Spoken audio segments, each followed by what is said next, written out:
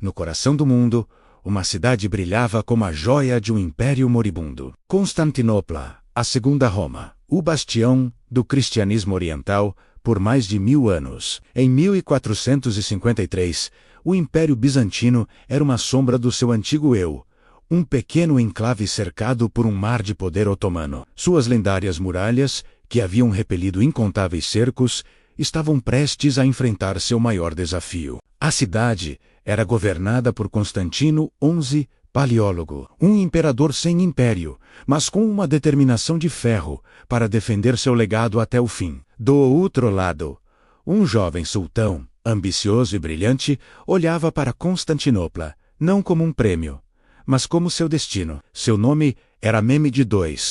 Desde sua ascensão ao trono, ele tinha uma única obsessão: conquistar a cidade que seus ancestrais não conseguiram tomar. Para ele, Constantinopla era a chave para consolidar seu império e imortalizar seu nome na história. A ambição de Mehmed não conhecia limites. Mehmed começou a se preparar para o que seria o maior cerco da época. Ele construiu uma fortaleza Rumelissar, na margem europeia do Bósforo, para cortar qualquer ajuda vinda do Mar Negro.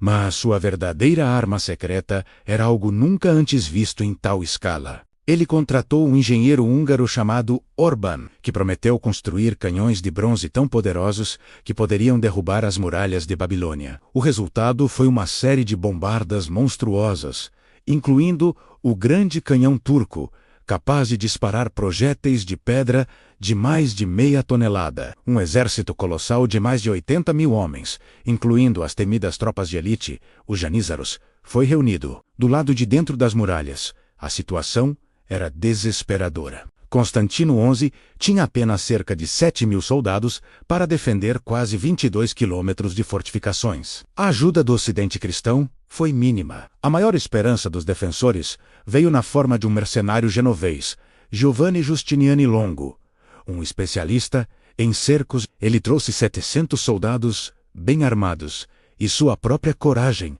para inspirar os sitiados. A cidade se preparou, remendando as antigas muralhas e rezando por um milagre. O palco estava montado para um confronto épico entre a antiga glória e a nova potência. Em 6 de abril de 1453, o cerco começou. Os canhões de Mehmed abriram fogo.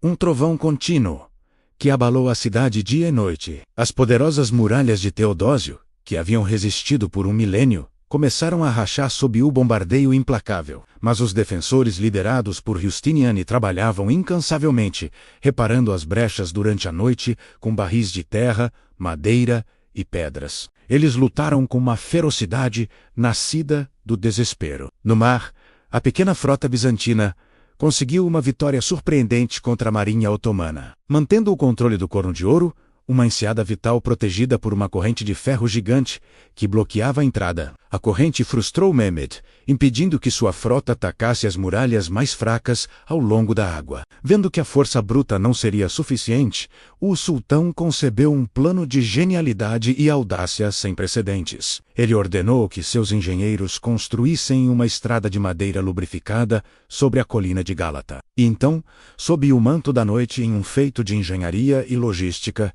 que parecia impossível, Mehmed arrastou cerca de 70 navios de sua frota por terra, contornando a corrente, lançando-os diretamente nas águas do Corno de Ouro. Pela manhã, os defensores de Constantinopla acordaram com um pesadelo.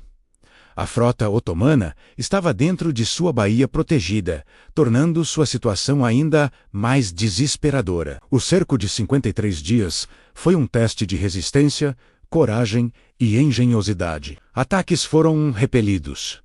Túneis de mineração foram descobertos e combatidos. E a fome começou a se instalar na cidade. A moral dos defensores diminuía a cada dia que passava, enquanto a determinação de Mehmed só crescia. O tempo estava se esgotando. Após semanas de bombardeios e ataques frustrados, Mehmed II decidiu arriscar tudo em um único e massivo assalto final. Na noite de 28 de maio, um silêncio sinistro caiu sobre o acampamento otomano. Dentro da cidade, os sinos tocaram e uma última missa foi realizada na Hagia Sofia. Cristãos ortodoxos e católicos, inimigos teológicos por séculos, rezaram juntos, lado a lado. O imperador Constantino XI discursou para seus homens, não prometendo vitória, mas uma morte gloriosa na defesa de sua fé e de sua cidade.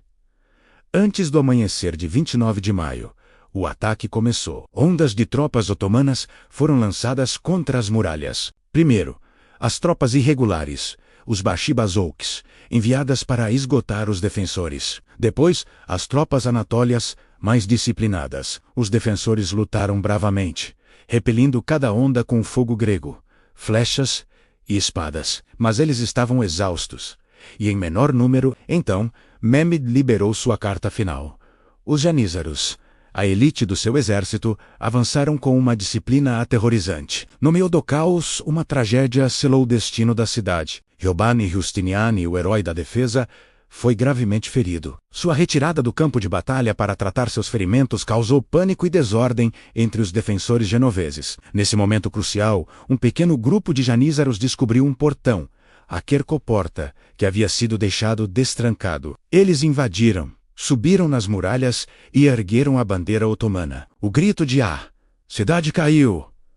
Ecoou pelas defesas. O pânico se espalhou. O imperador Constantino XI, vendo que tudo estava perdido, arrancou suas insígnias imperiais e liderou seus últimos homens em uma carga final contra o mar de invasores. Ele morreu como viveu, um soldado de Roma, lutando até o último suspiro. Seu corpo nunca foi identificado com certeza. A queda de Constantinopla foi um evento cataclísmico que reverberou pelo mundo. Por tear esse dias, a cidade foi entregue ao saque, como era o costume da época. Tesouros inestimáveis foram perdidos, bibliotecas queimadas e milhares de cidadãos foram mortos ou escravizados. Ao entrar na cidade, Mehmed II cavalgou até a Hagia Sofia, a grande catedral da cristandade oriental. Deslumbrado por sua magnificência, ele ordenou que fosse imediatamente convertida em uma mesquita. Ele se autoproclamou Kaiser M.U. César de Roma,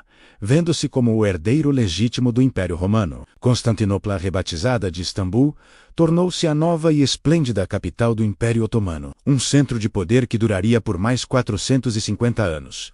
As consequências a longo prazo foram ainda mais profundas. O fim do Império Bizantino marcou, para muitos historiadores, o fim da Idade Média. A fuga de estudiosos gregos de Constantinopla para a Itália, trazendo consigo conhecimento e manuscritos antigos, deu um impulso vital ao renascimento europeu. Além disso, o controle otomano sobre as rotas comerciais terrestres para o Oriente forçou as nações europeias a procurar novas rotas marítimas. Isso deu início à Era das Descobertas, levando navegadores como Colombo e Vasco da Gama a cruzar oceanos desconhecidos, redesenhando o mapa do mundo para sempre. Assim, a queda de uma cidade não apenas encerrou um império milenar, mas também abriu as portas para o mundo moderno. A história de 1453 é uma história de fé, ambição, heroísmo e tragédia. Um momento decisivo cujas ondas de choque ainda sentimos hoje.